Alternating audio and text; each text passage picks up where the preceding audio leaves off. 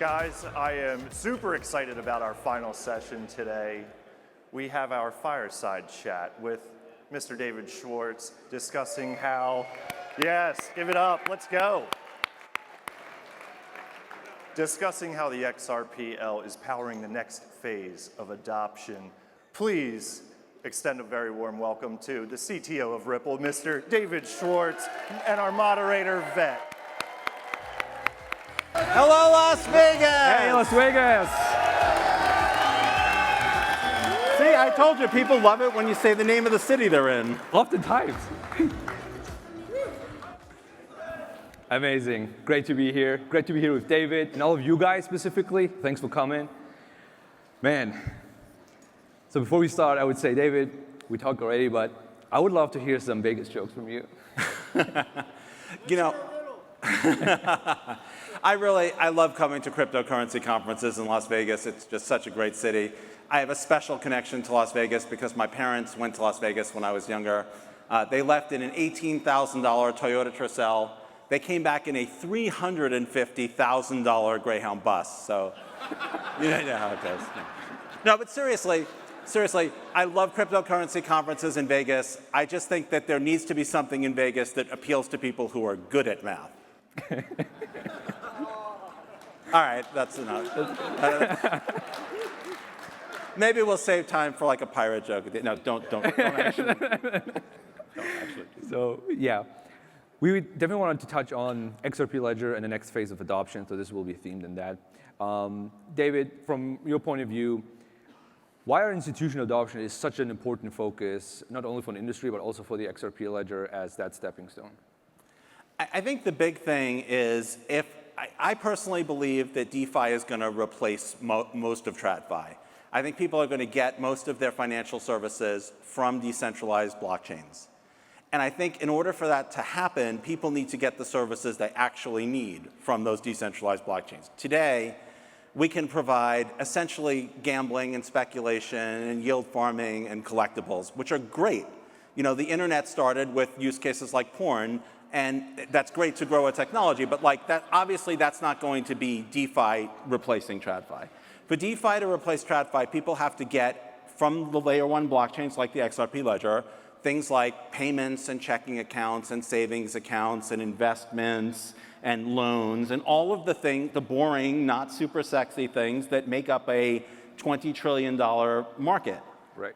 And so institutional adoption is what's going to pave the way for layer one blockchains like the XRP Ledger to be able to provide those services. And what is the difference between, let's say, the prior years of institutional adoption and the newest trend or wave of institutional adoption that we are seeing?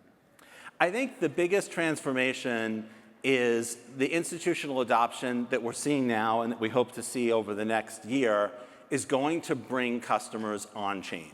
So this is just like anything else. Like building an app is a great way to make money because there's millions and millions of people who are one click away from using your app. The fact that you have a target market that can use your product if it meets their needs, they can try it out. They can see if they like it. If they like it, they can tell their friends about it. You have to have a target market. The problem right now for a lot of blockchain systems is that there's no the target market doesn't exist. It's like if you build Twitter in the year 2000. There's nobody who has a smartphone. There's nobody with home internet access. Even if you had customers who would like your service, they can't use it. So I think that that critical feature is going to be that this next wave of institutional adoption that we see now, stablecoins are a great example. Yes. There's nothing more institutional than a stablecoin. You know, Ripple launched a stablecoin. It is heavily regulated. USDC, these are heavily regulated products. Most of us will never be able to do business directly with the issuer to get the stablecoin from them. Right? There's other institutions that go to Circle and go to Ripple and they get USDC and RLUSD. But what happens is we have these giant DeFi ecosystems where the stablecoin is used as collateral, or the stablecoin is used for payment, or the stablecoin is used for all kinds of different things. Right? There's been massive growth in the DeFi space because of stablecoins. So I think that's the pattern for the new institutional adoption. If I didn't give you another example, you'd think that like I was crazy, like maybe, yeah, there's stablecoins, but what else is there? Well, think about tokenized securities. Think about tokenized treasuries. These are things that lots of people hold as investments, tokenized stocks. These are things that people need, and there have to be the institutions have to create them. They can't come from inside the DeFi space. We can't create sensible real-world investments. Well, we can in limited quantity, but we can't create them in the same quantity that TradFi can. So the fact that these institutional DeFi use cases, these new ones, are going to bring onto the chain the things that people currently need to get from TradFi, and they're going to create a target market for the next wave of retail DeFi so that you will have customers who have blockchain access. So basically, it's very necessary for that to go from the currently, let's say, 100 billion stablecoin market to, let's say, 10 trillion, 5 trillion, 16 trillion market that is out there in real-world assets. Yeah, so I think there's two key blockers. One of them is that in the DeFi space, we have a very limited set of offerings. Right.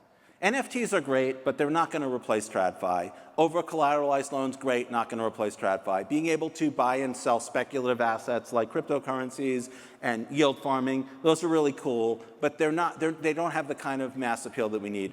And I think the other blocker is being able to get money on and off chain. So like I can get money off, I have enough money that I can put money on a blockchain and use it, but like if I didn't have huge savings, if I didn't have huge investment funds, that wouldn't be realistic. So like if we want to target, we can target maybe 0.1% of the global population with a system where you have to move their money from where you can spend it onto this blockchain, and then it's hard for you to get it back. So I think we need to solve those two problems, and I think this wave of institutional adoption is going to solve those two problems. And that's going to enable that next wave of DeFi mass adoption, hopefully maybe as soon as next year. Yeah, because currently a lot of the use cases right now are some sort of gambling and some sort of these things, very speculative. Because they're easy to build inside our ecosystem. Yes. It's the same thing with the early days of the internet. Like porn was a big use case because it's easy to build inside that space. There's demand, it's not satisfied very well. Like really crazy speculative assets were very hard to get to before cryptocurrency. There was no asset really, maybe penny stocks. Like there wasn't that kind of, and NFTs, like those markets didn't really exist. And so there was low-hanging fruit, but it's not going to get what's going to get us mass adoption. Do you see any other blockers currently? Because regulation was like always a big one. Now with this new administration, how did that change from your point of view? Well, I mean, that was a huge, obviously that was huge, especially, putting my Ripple hat on for a second. I mean, dealing with regulation was a huge blocker for us. And I think there was a lot of institutions that, we had to sort of hide the cryptocurrency aspect of what we were building to get institutions. In the early days, we were like, forget about cryptocurrency, you'll never have to touch it.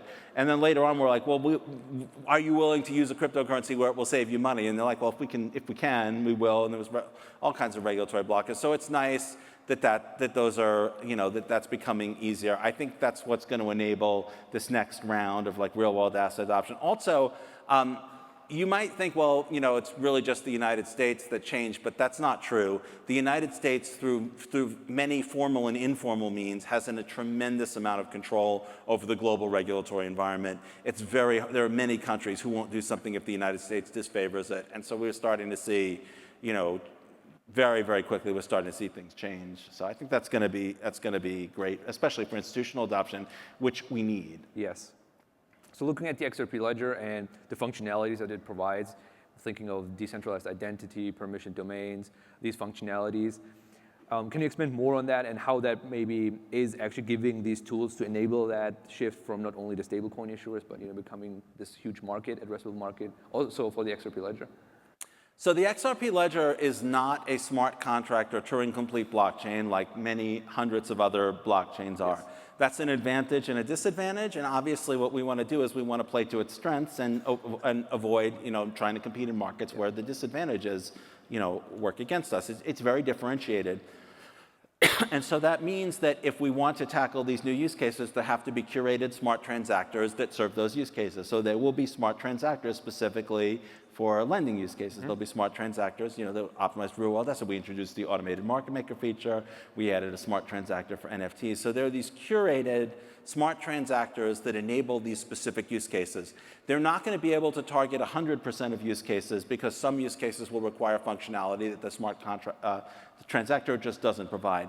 But there's a significant number of advantages in areas like performance, fee stability, and most importantly, I think everybody has heard the story about somebody who agreed to a smart contract, All My Apes. Anyone remember All My Apes Are Gone? Yes. Right? So like someone thought a smart contract was going to do one thing. They agreed to use that smart contract, and it did something else. And the problem is your wallet can't understand every smart contract, and there can be flaws in smart contracts. Because the XRP ledger's transactors are more curated, there could be a flaw in a smart transactor, but that's going to affect everybody in the ecosystem, as happened with the AMM. Yes. If we find it, we fix it very, very quickly. Whereas in other ecosystems, there could be hundreds of smart contracts with many different flaws that may or may not get addressed. So it's an advantage and a disadvantage, and you're going to see more proposals for smart contracts from smart transactors from Ripple and others to target the use cases that we think are going to be dominant. I think what you're also going to see is, we made a commitment to work on some programmability. I don't think you're ever going to see the XRP ledger become yet another Turing-complete smart contract chain. If you want those, you know where to find them. I think there's room for a differentiated product that has a more curated set of features. But there'll be a number of cases that the XRP ledger could almost satisfy, where there's some additional thing you need that doesn't necessarily trigger all of the disadvantages of full smart contract capability. Like one example might be you have an NFT marketplace and you need to do something more complex on the back end with the funds. That doesn't affect the person who's doing it knows they're buying or selling an NFT, they know how much they're going to pay, they know what NFT they're going to get or give up. We can have more complexity on the back end without sacrificing the security features. So I hope you'll see that kind of growth. And I think we have also seen that 70–80% of the functionality with fixed functions and smart transactors goes really a long way. Like people can do very much a lot with them. And for the rest of the 20% that you cannot do, there's maybe then other solutions for people. I think there's other advantages too. Like for example, if you look at a blockchain like Ethereum, there's a number of different things that provide a swap functionality, and they all have their own isolated liquidity. And that's nice if you want to own a pool of liquidity where you can tax it. And some people want that, and they won't be able to do that on the XRP ledger because the XRP ledger doesn't allow some particular party to own and control a pool of liquidity, whereas Ethereum does. Ethereum doesn't stop you from doing anything. But there's advantages to having a blockchain where all of the liquidity is open to everybody, where it's not restricted in that way. Is that basically the be your own bank mentality that everybody actually always talks about? This is one of the most ironic things for me, because I really drank the be your own bank, no middleman Kool-Aid in the early days of the space. And everybody comes to me and is like, how can I be somebody else's bank? How can I be a middleman in someone else's transaction? I'm like, no, we built a system where you can't do that. And it creates an interesting paradox, which is it's great for the users, but it's harder for people who want to build on it to if you launch a swap functionality on Ethereum, you can issue a token and you can monetize that. You can't really monetize a liquidity pool on the XRP ledger belongs to the world. It's a public good. That's an advantage for the people using it. But if you're trying to build your own fiefdom, you can't really do that. And so again, it's a differentiator, and for some people it will be a disadvantage. But like I said, I think there's room in the market for something that has this unique combination of features. It provides more predictable fees, more concentrated liquidity. It's going to have curated, more curated enterprise DeFi functions, and hopefully it'll be able to carve out a nice big chunk of the market. I have to be honest, it made me super proud because there was the pitch event we had with EZA and a lot of other builders here who joined. Thanks, by the way. And pretty much all of them, their pitch was, we want, with their solution, to cut out the middleman. Was it in pharmacy? Was it in commodities trading? And it was really awesome because that's the way to do it. And they cut out the middleman and had immediately a great product, but just by cutting them out. Or did they make themselves the middleman? So very often, someone who says we want to cut out the middleman means we want to replace the middleman with us. Right? Uber, we're going to cut out the middleman between the consumers and the drivers. Well, no, you don't want to cut out the middleman. Are the middlemen that we talk about typically also in traditional finance? Do you see these people are actually latching on blockchain, or do they want to defend their position like the incumbents? They say, no, we want to stay the middleman.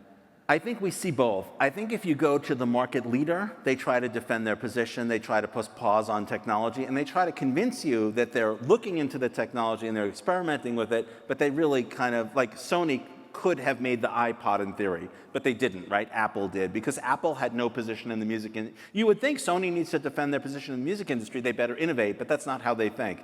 They think that they can pause innovation. But you could imagine an alternative world where someone at Sony had the foresight to say digital music is going to happen, and both of those, usually it doesn't work that way. Usually it's the smaller, more aggressive company that disrupts. If you look at how tech took over retail, it wasn't Walmart, right? It was Amazon. If you look at how tech took over any number of fields, it's usually a younger, more agile company that doesn't have as much to lose. So what we've found is like if you're doing something in the credit card space and you go to Visa or MasterCard, there's going to be a lot of pushback and resistance. But if you go to American Express or Discover, they're more aggressively trying to get market share. I'm just picking those companies just as arbitrary examples. I'm not, I'm not saying, you understand what I'm saying. Like, we notice the same thing with banks. When we go to the very, very biggest banks, they just want to be able to say they're doing things. They want to be able to say, no, we're not going to we're not going to lose our position in the market. We're going to be aggressive and innovate. But they don't really want to do that so that's why, like, one of our early partners, Santander is a bank that was big enough to matter, but not so big that they didn't want they were aggressive. So right at the... Exactly. And so that's the threshold point that you want. You want to find those companies. One of the other things that we noticed is, like, it helps if you don't have to sell them on your vision. So in the early days of Ripple, we didn't try to sell people on our vision. We just said, hey, we can make your payments faster and cheaper. And why would you not want that? And we noticed some of the same thing with tokenized real-world assets. We don't go to companies typically and say, this is going to change your entire ecosystem and how you do business. You're going to reach customers directly. If they're receptive to that, great. But sometimes the sales pitch is really just like, this is going to be cheaper. Like, weirdly, in the tokenized real-world asset space, you know what's one of the biggest selling points to institutions? What?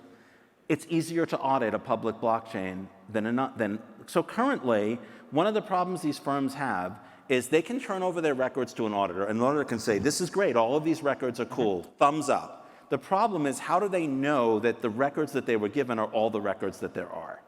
Obviously, if you had something that you weren't supposed to be doing, you wouldn't necessarily hand it over to an auditor. If you do something, and because of this, they tend to have to employ third parties to hold the records. So in theory, the third party wouldn't conspire with them to hide something from the auditor. So the auditor doesn't go to me, who they're auditing, they go to my third party, and that costs them a lot of money. And so with a blockchain, they don't need a third party. The blockchain is the third party, and there's no proof of absence problem. You can't hide transactions on a public blockchain. And weirdly enough, that's like a huge, they look at that like, that's not, to them, that's a huge change in the way they do business. It's mind-blowing. To us, that's like, is that even interesting? Like, why does that? But no, they're like, no, you've actually solved a huge problem. And the other thing is, like, the microscopic savings is massive, because if you think about tokenized treasury, you might think, well, it's hundreds of millions of dollars. Yeah, but the person who holds the tokenized treasury is making 2%. Right. And the company that issued it is making a right? Like, if you can, if you can shave a couple of basis points off their costs, that's a massive competitive advantage. Is that only matter? I love that example. Does it only matter for countries and places where there's good infrastructure already, or also poorly served countries? There's some advantages to both. So for one thing, in countries that are well served, it's easier to onboard customers, it's easier to pay out, it's easier for them to use their blockchain assets. So that's good. Yep. In countries that have less infrastructure, if you can provide some ability, like even if it's just really easy to pay your rent from this, or it's really easy to do something from it, then that helps. One of the challenges, though, is that in areas that are not well served by the current financial system, the incumbents there don't want them to be well served by the financial system. Like, if you think about companies that can hand cash over the counter, yes, right? Like Western Union has a massive network that can hand cash over the counter. That's only valuable if that place has a cash economy. So they don't want, they theoretically, like in principle, they don't really want like people to be able to easily make electronic payments, because once it becomes an electronic payment world, cash over the counter becomes less valuable. So it's kind of challenging. So again, don't go after the biggest incumbent who has the most to lose. Go after somebody a little bit smaller who would want to negate the competitive advantage.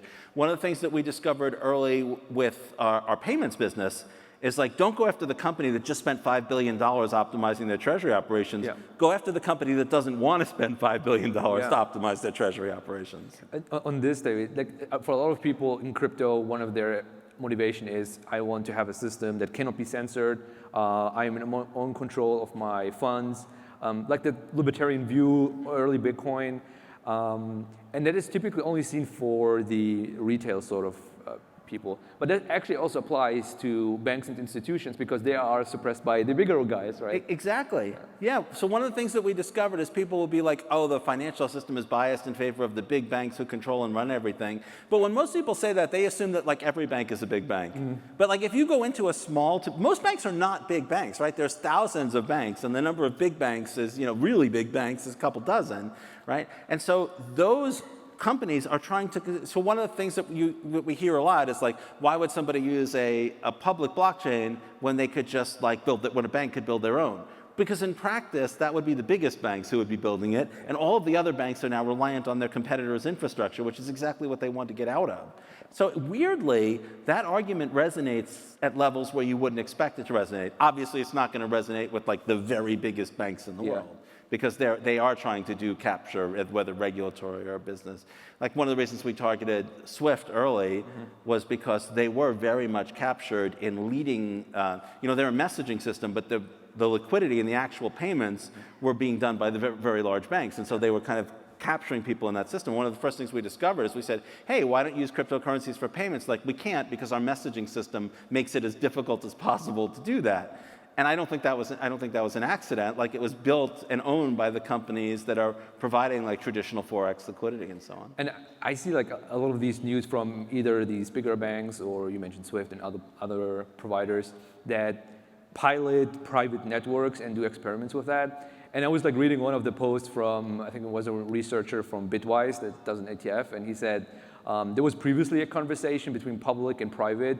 That conversation quietly settled. Public is the way.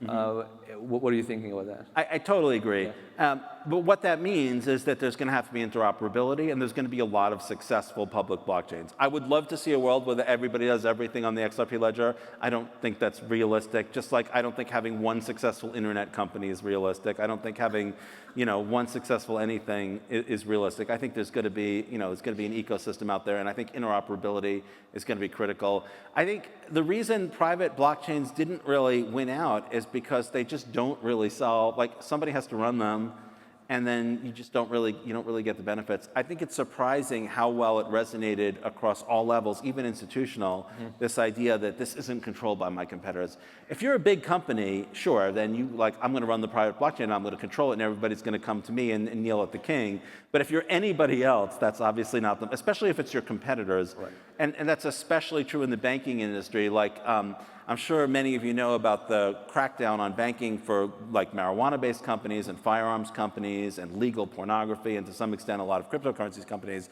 And that pushback came to the point where I think we saw very publicly, like even banks who wanted to bank those totally lawful businesses in effect could not because the system, the government was very much a part of it, but the larger banks were a part of it as well. Like the larger banks were very much a part of making sure that even if a bank's like, it's legal for me to bank these people, I'm going to do it.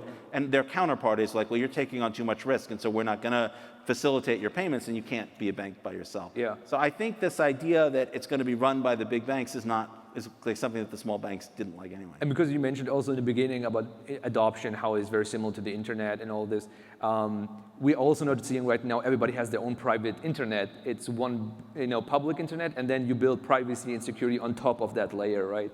Yes. So this way is what people are. And even the places that were very motivated to build, look at China. Yeah. China would really have liked to have had their own internet that was as isolated from the, and they tried that. And what basically happened is they faced a take it or leave it situation, and they had to take it. Yeah. And I think very similarly, like when you're over here and you have a wall that you don't have to have, and all of the people you want to do business with are on the other side of the wall, the temptation to knock that wall down.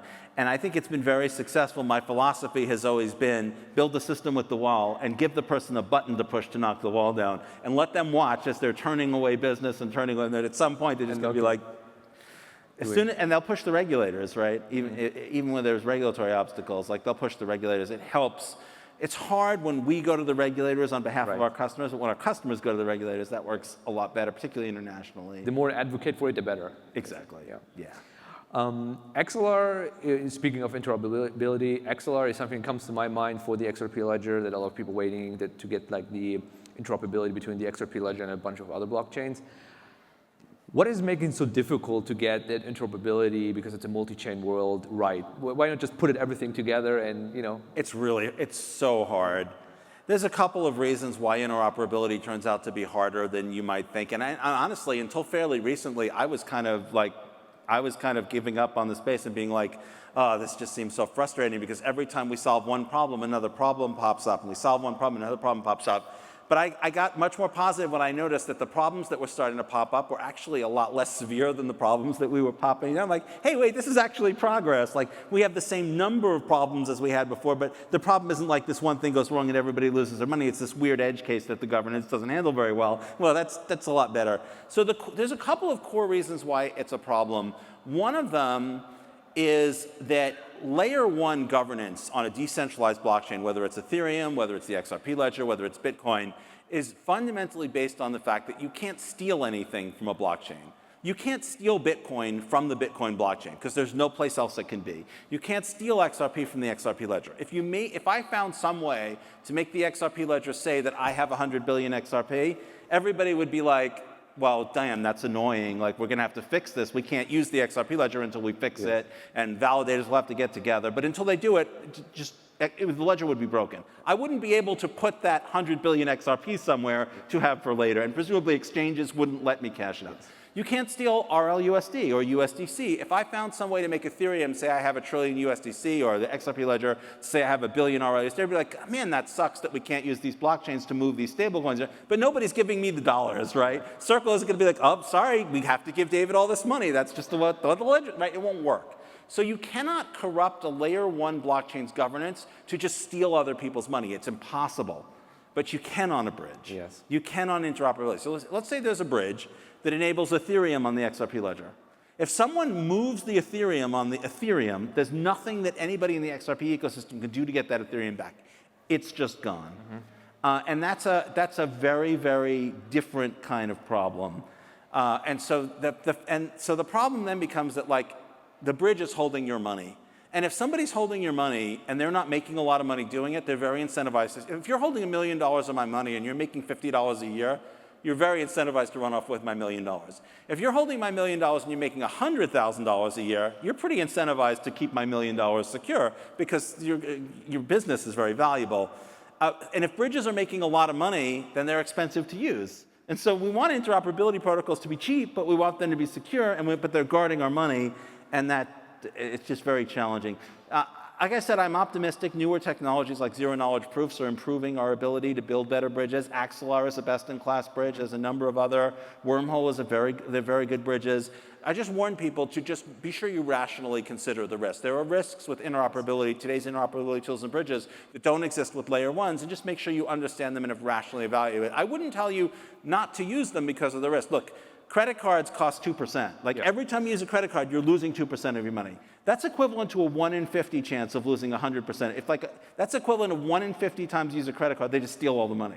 So, clearly, these bridges are much less terrible. 1 out of 50 times they don't steal all your money. They're way better than credit cards. They're very usable, but you should understand and evaluate the risk and understand that everybody in the industry is working to make it better. I mean, you spoke of losing risk. We are in Vegas, so maybe people... Well, yeah, you guys are here in Vegas, right? You gamble, so yeah, go for it. What the hell? Probabilities. I hope you do really well. So one thing I want to also touch on is maybe from the community, maybe 1 or 2 design choices that you have seen by the XRP ledger that you took the advantage, knowing that there's also a disadvantage in having that feature, like some trade-offs. In the design. Yeah, engineering is filled with trade-offs, right? Yeah. And we made a lot of decisions in the early days of the XRP ledger. Some I think were good. Most I think were pretty good. Some I think we might do differently if we had the decision to make today. A couple of big ones. One is to build it around an order book.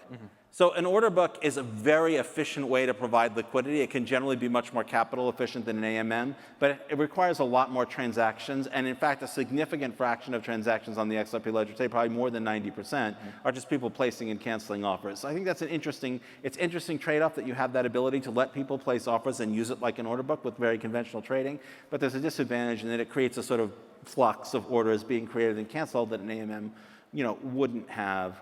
I think another early decision we made that was very controversial, when we built the XRP ledger, UTXO models like Bitcoin were the only, there were no such thing as accounts, right? we built accounts as a thing on the XRP ledger. They're very powerful. They let you do things like if you're a charity, and let's say I'm a charity and I hire him to like turn my XRP into dollars, but then I want to hold the XRP myself. I don't have to change my receiving address like I would with Bitcoin. I can just change the signing key so he doesn't have it anymore. You can set properties. You can change security parameters. You can set what assets you're willing to receive in payment. But in exchange, we have this reserve because accounts are heavy and expensive, and so we have to ration them. And so that's an advantage. And of course, the overall architecture of not using smart contracts. Vitalik tried to convince Stefan and I way back when to build smart contracts into the XRP ledger, and he didn't convince us. Yeah. And obviously, there's a market for smart contracts. Yeah. Like you can imagine an alternate universe where he did persuade us, and the XRP ledger is more like Ethereum, and maybe Vitalik wouldn't have gone on to build it. I mean, who knows? But being differentiated, I think, is a good way in this time. Definitely. You don't want to be another one of the hundreds of, Well, fantastic. Thanks, David. It was an awesome conversation. And thanks, everybody, for listening. Thanks, everybody. Great seeing you.